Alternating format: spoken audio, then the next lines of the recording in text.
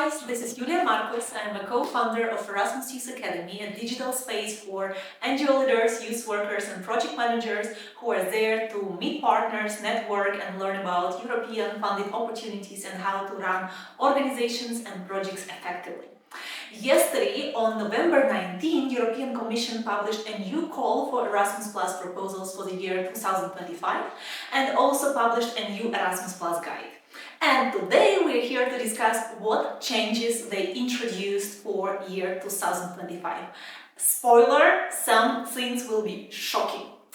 So, why we are going to do it? The thing is that every year Commission changes the rules a bit. There was a drastic change in 2024. Luckily in 2025 not many rules changed, but still there are important things that will help you to plan your next year in the organization and next round of proposals. It is important because last year I encountered a situation when we had negotiations with partners for planning project proposals, and then later on partners got to know that as organizations they can submit only one small-scale partnership as applicant, which means some of our time and meetings they went to drain. I don't want this to happen to you.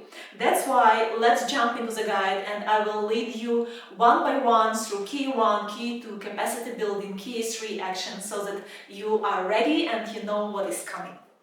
So first thing that European Commission emphasizes, the budget has increased, it's 6.5% and around 5 million, not million, billion euros for the funding round 2025. It is across all the sectors and all the actions, so if you work with youth sectors, this is not something that you can count on, but I will tell you the numbers now for youth sector. So for youth sector, KA1's around 257 million euros for youth exchanges, training courses, youth participation activities, KA2 90 million euros, capacity building projects 14.5 million euros, European Youth Together 8 million euros for 2025. All these numbers are mentioned in Erasmus Plus annual work program. You can find there with more specifics. What is important, you know that KA1s and KA2s are decentralized actions, which means that every country has their own budget and national agencies decide how to distribute this budget between organizations based, of course, on the competition and the quality of proposals, whereas capacity building, European Youth Together, they are submitted straight to Brussels and then it's centralized action and all the funding comes from Brussels. So these are more or less the numbers. I don't know if they're going to help you a lot, but what's important to keep in your mind, yes, the funding officially has increased. Another thing that they emphasize a lot is that in 2025 the priority stays with Ukraine and the action Erasmus Plus stands with Ukraine, which means that the mobilities and the programs and the projects aim at addressing consequences of Russia's war in Ukraine. So most probably these projects addressing these needs will get extra points in the application form and then will be considered as those tackling priorities for this year. So now let's go one by one into the changes when it comes to actions and goals. First, Erasmus Youth Accreditation. It was a big buzz starting from 2021, whether it's good for organizations or not good. I heard a lot that in the last 1 year organizations withdrew or they gave away accreditation because it limited them by the amount of funding that they got. Still, it's disputable, and I would say depending on the country and depending on the organization how many activities it usually hosts, you need to decide whether it makes sense or not. We're not going into analysis now. Also, if you want me to give you some key points to decide whether it makes sense for you or not, then drop in the comment, use accreditation, and I will either shoot a video or make a post about it. But what is important? In previous years, there was no official criteria for organizations who aim to get Erasmus Youth Accreditation.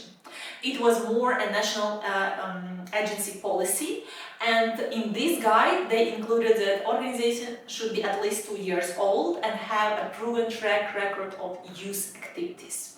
So what it practically means? In previous years, for example, in Bulgaria, you didn't need to be established for 2 years to apply for accreditation. There was no need to have a track record of Erasmus Plus projects, KA1 activities. Yeah, I know that in some NAs that was a requirement. For example, a Dutch NA would not grant accreditation to organizations who haven't had experience with KA1 projects before.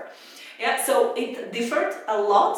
Now they made it official, and 1.2 years of establishment, proven track record of youth activities. Another thing that was not introduced in 2025, I think it was introduced in 2024, but it's very important if you're planning to go for Erasmus Youth Accreditation. And the thing is that national agencies can decide to limit the number of supported accreditations. What I mean by it? Previously, if you scored 70% out of 100 with your application for accreditation, with at least 50% in each of the categories of assessment, then automatically you are granted youth accreditation. Now it's not like this anymore. In 2024, again in Bulgaria, I can talk about Bulgaria a lot because I work on this market in this country. National agency limited to 10 organizations. So what that means is that we could have gotten 75 points, but if there are organizations above us, 10 organizations that have higher points, then we will not get it. Yeah, so if previously accreditation was more like a quality check, now there is also a competition similar to other projects that are submitted. So for this, check with your national agency or check the call for proposals from national agencies. Usually they publish these technicalities on their website. Let's move on. Small scale applications. Again, a new thing, they limit more and more. Now organization can be a part of only 5 applications, not 10 compared to 2024, and as before, as applicant, it goes only to 1. So basically, if you're a young organization and you fall under newcomer or less experienced, it would make sense for you to submit 1 as an applicant, but you can be partner in 4 more, not 9 more. Basically, for me, what it means is that they really want to keep this funding for newcomers for less experience. Because yes, as an applicant, the expectation that you are a newcomer or less experienced, but still more experienced organizations can come as partners. Yeah, by limiting it to 5, my assumption, the idea is that, yeah, there are more chances for smaller organizations, there is a bigger diversification of funding, yeah, there is less opportunity for a lot of funding end up in experienced organizations. Connected to it, shocking news. The deadlines for small scale and big scale projects in 2025 will change. If previously and in 2024 we had 2 deadlines in the field of use, it was in March and it was in October for proposals, this year is going to be March only. In October, it will be an optional deadline. What it means optional is that national agencies will decide by themselves if they want to open another call of proposals. What in practice it means that national agencies that have high competitions, for example in Bulgaria or in Greece or in Spain, most probably they will use all their funding in the first deadline, so you can submit your proposals only in March. For the countries where Erasmus Plus is not so popular as a program, in Western countries, maybe in Scandinavian countries, in Ireland, in Netherlands, in Germany, organizations from these countries can expect, but I wouldn't rely fully on it, that there will be another additional or optional deadline in October. You don't know it from before. Most probably, if you contact national agency in your country, they can give you information. Otherwise, they might also see it after the first deadline if there is an excessive funding, if funding is left to make another call for proposals. So I think that's one of the crucial information today. To tell the truth, I overlooked it when I was going through the guide because, deadlines, they don't change much. But actually now it creates a huge change for our organization and I believe for your organization to plan the next year. Yeah, if you want to plan something big, plan for the first deadline. Another change that comes to youth exchanges training courses. And to tell the truth, I have a big question mark here in my head. If you have experience with it, write please in comments, because they specifically say that activities, youth exchanges, training courses, they cannot happen this year in Russia or Belarus. To tell the truth, I thought that from 2022, these two countries are excluded from Erasmus Plus program. Also, I went through the guides 2022, 3 and 4, and they were still there in corresponding regions. So in theory, they could have been partners before, and even activities could have been posted before.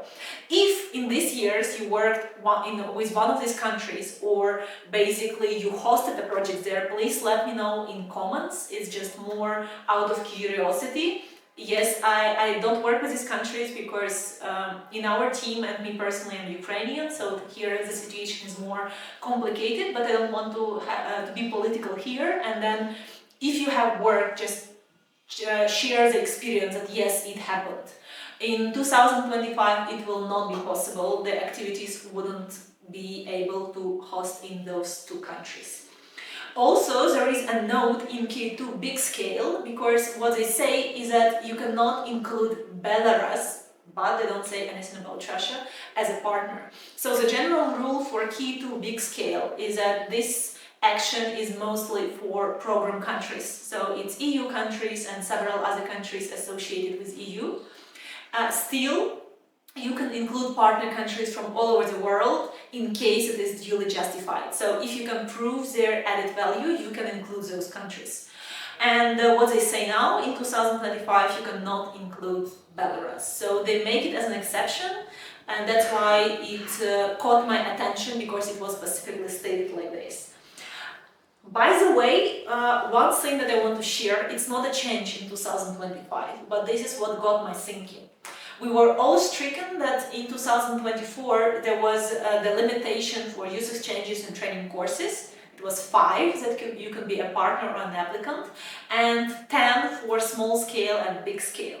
For small scale, they also specifically say that as an applicant you can submit only 1 project per call, but for big scale there is no such restriction. Which means that in theory, as an organization, you can be an applicant and submit, for example, 2 big-scale projects. To tell the truth, I know that national agencies are very careful with it, and I cannot imagine that 2 big-scale projects with this competition that we have in the last several years will grant one organization with so much money. Still, they go for diversification, but according to the guide, there is no specifics that you can do it only once. I will play with this rule for sure in countries with bigger competition. I also know that, for example, in the Netherlands, that they will not grant you K2 big scale if you have a running big scale K2. Still, I mean, that's an interesting note on it. By the way, also 2 things that slipped away from me in 2024, because I took them by default for a very long time. But these things change, so it might be interesting or useful for you as well. It goes to youth exchanges, because if previously for many years you could have included only 1 facilitator per youth exchange, so you have a group leader from every country and 1 facilitator, now per activity it's up to 2 facilitators. So, and I personally find it more balanced when, especially there is a bigger group, imagine 60 young people having 2 facilitators is very useful. And another thing for those people who apply as informal group, now to form an informal group you need 4 people, not 5 people. Just to remind those who don't know or have forgotten, yeah, you can apply as an organization, but also for KA1 mobilities, for youth exchanges training courses, you can apply as a group of young people from 13 to 30, and if there are at least 4 of you, and one of them assumes the role of a legal representative, you can apply for these projects. So this is a side note, but this time I spotted and I was like, okay, that's an interesting change. It's not in 2025, I think it's at least from 2024, but it's very recent. And there are quite some changes in capacity building. So capacity building in the field of youth, because here we are talking only about youth. Compared to 2024, they included 1 extra region, Sub-Saharan Africa. So in 2024, it was available just for Western Balkans, neighborhood East and South Mediterranean countries. Now they also included African region. And what is interesting that for Africa there is an additional specific objective, and it goes around increasing the mobility of young people, yeah, between Europe and Africa, and as a result of it there is a requirement to include at least a youth exchange or youth participation activity in the project. So it's a requirement. If you don't have it, then your project will be disqualified. Also, for this region, the budget is increased. So it's up to 300,000 for other regions and 450,000 for the region of capacity building with sub-Saharan African countries. So guys, I think that's pretty much it from my side. Yes, there were not so many changes there were no changes in the budgets. There were very little changes when it comes to actions, but I think for some of us, it creates a big difference in being strategic on how to apply for the first deadline, whether to keep some of the ideas for October or not to keep, and then you might run into risk of not submitting some of your ideas in 2025. If you go for accreditation, what you need to know.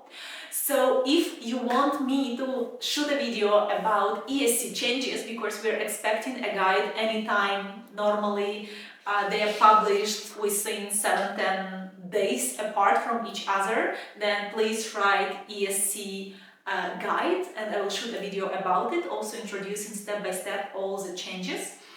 And I assume that in the Academy very soon we will gather several experts and we will discuss all the changes in both programs. So when two guys are out, we are going to discuss what it practically means for organizations.